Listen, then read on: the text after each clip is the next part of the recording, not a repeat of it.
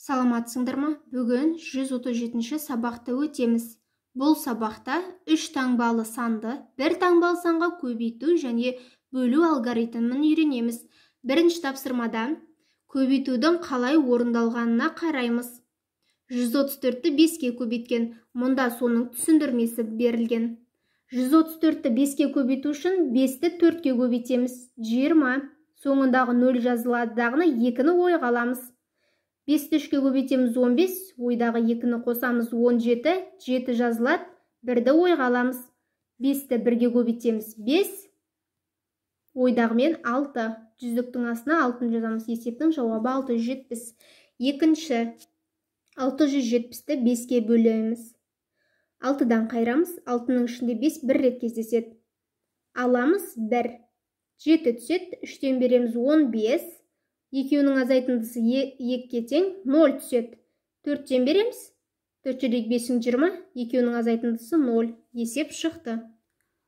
Екінші тапсырмада баған түрінде есептеп, дұрыстығын дәлелдейміз. Бірінші, 152-ні 5-ке көбейтеміз. 760. Есептің дұрыстығын тексеру үшін 760-ті 5-ке бөлеміз, сонда жауабы 152 шығу қажет. Міне, мұнда бізде 152 шықты. Есеп дұрыс. 124-ті 5-ке көбейтеміз, 620. Есептің дұрыстығын тексеру үшін 620-ны 5-ке бөлеміз, сонда 124 шығу керек. Бізде 124 шықты. Есеп дұрыс. Келесі екінші есеп. 920-ны 5-ке бөлеміз, 184. Екеуінің көбейтіндісі 920-ны береді. Бұл да есеп дұрыс екен. 930-ды 2-ке бөлеміз, 365. Есептің дұрыстығын тексеру үшін 365-ті 2-ке көбейтеміз, 730. Мынау қалған екінші есептің жауабы. Өз нұсқалармен салыстырыңдар, баған түріндегі орындалуы осылай. Бізде екінші тапсырмада тағы берілген көбейту мен бөлуге байланысты осыған ұқсас есеп құрастыруымыз қажет. Мен сендерге 3 көбейту амалын құрастырдым және 2 бөлу амалын құрастырдым. Осылай кез келген санды алып баған түрінде есептеп жазсаңдар болады. Үшінші тапсырмада бізде мұхит атауы берілген және оның жанына өрнектер берілген. Осы өрнектердің мәндерін табамыз және олардың мәнін өсу ретіне қарай атап шығамыз. Бірінші Атлант мұхиты, бізде өрнегіміз міне тұр. Есептің жауабы 110. Атлант мұхиты тең 110 деп осылай қоя тұрамыз. Енді мен мұнда баған түрінде көрсеттім. Бұны дәптерлеріңе жазбайық, бірден мынаны жазсаңдар болады. Келесі солтүстік мұзды мұхит. Өрнектің берілгені міне баған түрінде орындалуы және бірінші қай амал орындалатынын да жаздым. Бірінші жақшаның іші орындалады, одан кейін бөлу амалы, одан кейін азайту. Есептің жауабы 60. Тынық мұхиты өрнегінің мәні 170. Үнді мұхитының өрнегінің мәні 80-ге тең. Енді өсу ретімен анықтасақ, бізде бірінші ең кіші міне солтүстік мұзды мұхит 60, одан кейін Үнді мұхиты 80, Атлант мұхиты 110, Тынық мұхиты ең үлкен 170. Тапсырмасында бізде ақиқат пікірлерді анықтаймыз. Тынық мұхиты ең үлкен мұхит. Бұл ақиқат. Себебі мұнда біз есептедік. Міне, ең үлкен мән қайсы? 170. Демек, Тынық мұхиты ең үлкен мұхит. Келесі, Атлант мұхиты Үнді мұхитынан кіші. Бұл жалған. Бізде Атлант мұхитынан Үнді мұхиты үлкен болады.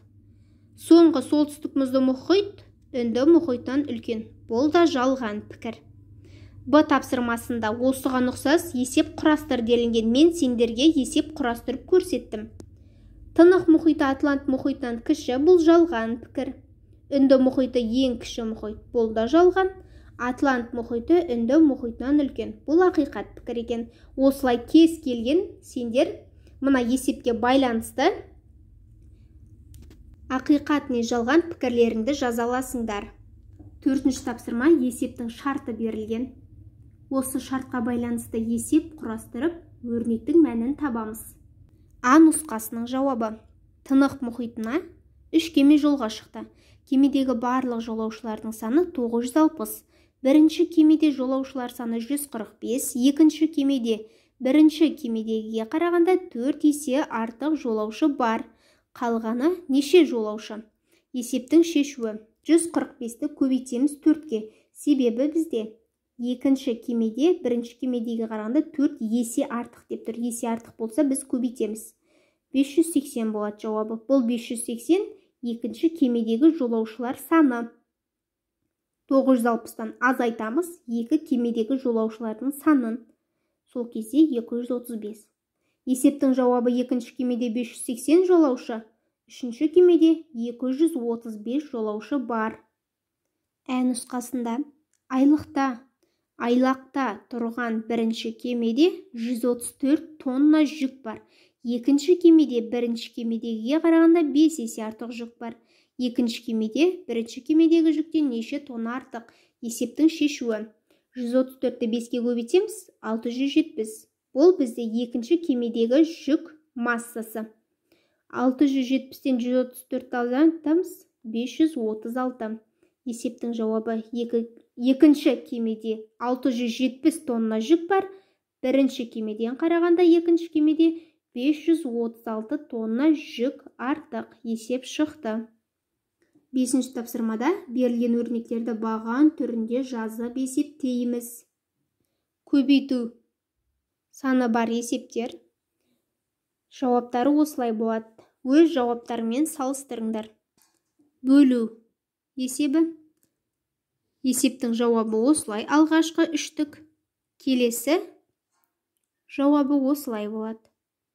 6-шы тапсырмада кесінді сызамыз. Ұзындығы 25 см кесіндінің 5-тен 1 бөлігін сызамыз. Одан кейін 12 см-дің 3-тен 1 бөлігін сызамыз. Санның бөлігін табу үшін алдымен 25-тің 5-тен 1 бөлігін табамыз. 25-ті 1-ге көбейтіп 5-ге бөлеміз. 25-ті 1-ге көбейтсек 25, 25-ті 5-ге бөлсек 5. Сонда біз мына жерге 5 сантиметрлік кесінді сызамыз. Ә нұсқасында 12 сантиметрдің 3-тен 1 бөлігін табамыз. 12-ні 1-ге көбейтеміз. 12-ні 3-ге бөлеміз. 4 сантиметрлік кесінді сызамыз. Есеп шықты. 7-ші тапсырмада төменде диаграмма берілген. Бұл диаграммада 3 сағат сайын портқа теңіз арқылы келген жүк кемелерінің саны туралы мәлімет берілген. Алдымен қандай уақыт аралығында портқа жүк кемелері көп келген? Диаграммаға қараймыз. Мына кемелердің саны мынау, ал мынау уақыт көрсеткіші. Ең көп кеме келген уақыт 12 мен 15 аралығында 65 кеме келген. Осы диаграмманы қолданып, енді есеп шығарамыз. Алдымен есептің шартын жазамыз. Сағат 12 мен 15 аралығында 65 кеме келген портқа. Сағат 6 мен 9 аралығында 30 кеме келген. Бірінші келген кемелерден қарағанда 6 мен 9 аралығында келген кемелер нешеге кем? Есептің шешуін табу үшін 65-тен азайтамыз. 30-да 35. Есептің жауабы 35 кеме кем келді. Менің көрсеткенім тек бір ғана жолы. Мына диаграммаларды қолданып кез келген есеп құрастыра аламыз. Соңғы 8-ші есеп. Әлия кітапханаға, пей студиясына, дәріханаға, поштаға бару қажет. Әлия қысқа жолды таңдау үшін барлық мүмкін нұсқаларды қарастырамыз. Суретке қараймыз. Міне, бей студиясы, почта, дәріхана және кітапхана. Әлия мұнда тұр делік. Әлия алдымен барады бей студиясына, бұдан шығып мынаған, одан кейін мына ғимаратқа, сосын мына ғимаратқа. Ең қысқа жолы осылай. Ол Әлия былайынан мысалға ғимараттың сыртын айналып, немесе былай жүруге ол уақыт көп кетеді. Сондықтан ғимаратқа кіреді, одан тікелей келесі ғимаратқа бару арқылы уақыт үнемдейді. Бұл тек бір ғана нұсқасы. Әлия осылай тағы да алдымен бей студиясына бармай дәріханаға, кейін почтаға, одан кейін кітапханаға, сосын би студиясына бара алады. Осылай бірнеше нұсқасы бар екен. Есептердің барлығы шықты. Сабақ ұнаса, видеоға лайк басып, каналға тіркеліп алыңыздар.